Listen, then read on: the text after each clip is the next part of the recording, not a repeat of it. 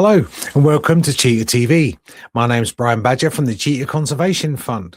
And we've got a very special episode for you today because we're going to be speaking with Jeff Corwin, a biologist and wildlife conservationist whose name is synonymous with bringing the natural world into living rooms across America and indeed around the world. From hosting some of the most beloved of wildlife programs on Disney, Animal Planet, and ABC to his current series, Wildlife Nation, Jeff has spent decades opening our eyes to the incredible stories of the creatures we share this planet with. What many people don't know is Jeff's long-term relationship with the Cheetah Conservation Fund, and that dates back over 25 years. Now, we're generally grateful, despite his busy schedule, traveling, filming, and appearing across the country, that he's taken time to sit with us today. Now, if you like the videos, please don't forget to subscribe, like, share, and help the channel grow. And also, you can find us on all the social media platforms, and the handle is at CCF Cheetah. Now, I traveled up to Frederick in Maryland in the USA, where Jeff stopped off at the Weinberg Center for the Arts at one of his sellout talking events. And we took a quick minute backstage just before he went on stage, and Jeff was very gracious enough to share some time with us. So I started off with asking him about his relationship dating back to those early days of the Cheetah Conservation Fund. So let's nip backstage and speak to Jeff. Can you tell us a little bit about the background and your relationship with the Cheetah Conservation Fund? Sure. So I have worked with the Cheetah Conservation Fund in Namibia and Washington, D.C., and with Lori, who's a good friend. I've known her for 30 years. And cheetahs are really the quintessential conservation story because they have a powerful story of being a charismatic species. They have such an integral connection to the wild landscape of Africa. They are the poster child for human-animal conflict, issues of climate change. They take in everything with all the challenges we face with conservation are distilled through the cheetah. People love cheetahs and care about cheetahs, so they're a great gateway animal into bigger conversations. They're also a great umbrella species because they require stretches of intact, high quality habitat that all the other things that live in their ecosystem are protected as well. So it began a long time ago on a series or two, 10 series in the past, where we featured the incredible work of CCF and got some really cool hands-on projects, and then came back and have featured them numerous times over the years. And then I eventually served in the board for the foundation. So it's been great to see it evolve and grow. And it's great to see it have a meaningful impact, but still be that boutique type agency.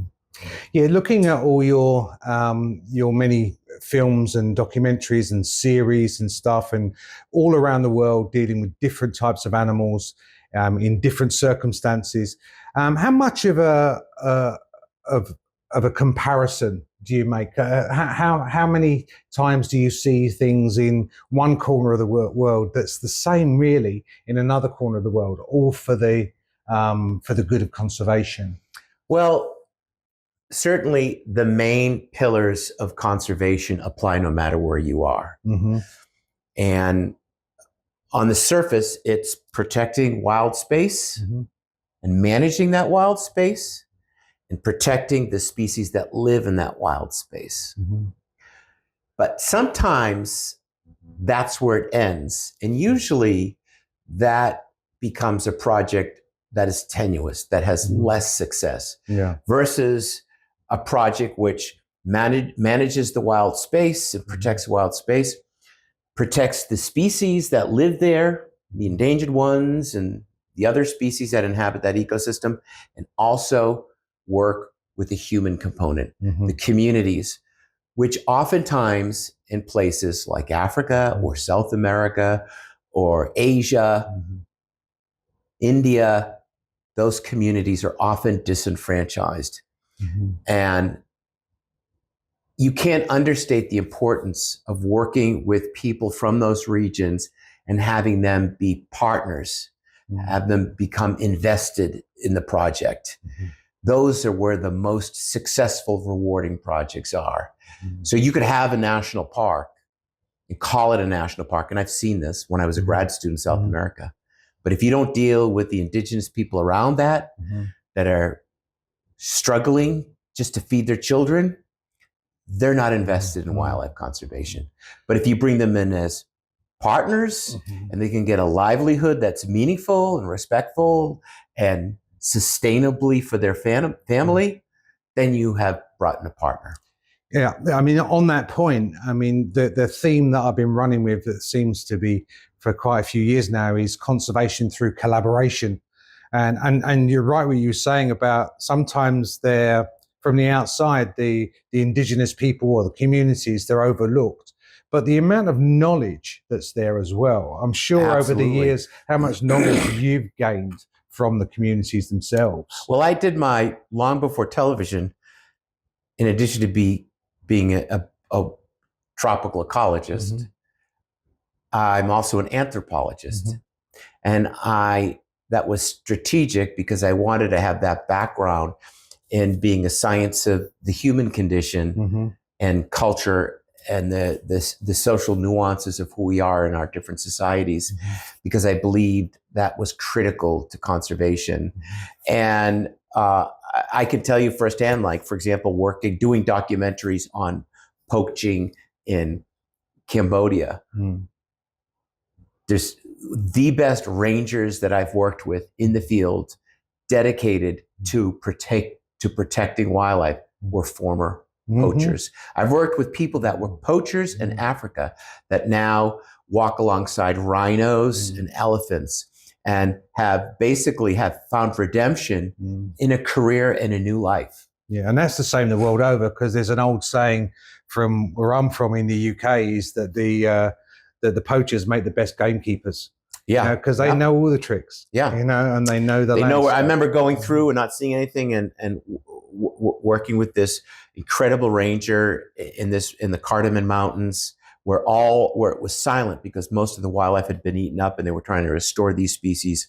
And he literally could pick out all the snares that I was missing. And in this one, 2-3 hour walk, we collected probably 300-400 snares. Yeah, it's amazing. And he was someone that was also a Khmer Rouge soldier. Okay. So he's become full circle. People want an opportunity to thrive and they want to have prosperity. No one wants to be a poacher. And it's very easy to judge people from afar. Sure. But, again, another old adage is that you have to walk a mile in somebody's shoes.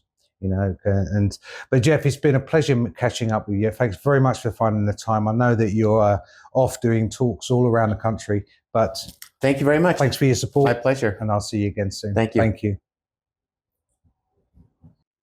So I want to sincerely thank Jeff for sparing the time. He is really so busy. It's unbelievable, his schedule and managing to fit us in. But, his message is clear. The conservation happens through collaboration. We've been saying it for so long, but it's nice to hear it from somebody else's voice. And that includes every single one of you watching. If you believe in holistic conservation, because really that is the only way that we're going to save species and habitats, join us at the Cheetah Conservation Fund, and together we can make a real difference for those animals and the wild places that we and they call home.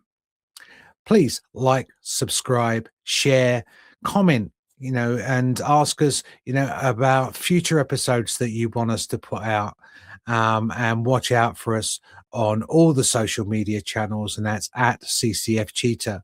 But for more information about any of the programs that CCF is so busy with in Namibia, in Somaliland, and indeed around the world, you can find loads of information on our website, and that is at cheetah.org. So huge thanks to Jeff. Huge thanks to you for watching, and look out for us very, very soon again on Cheetah TV. Thank you.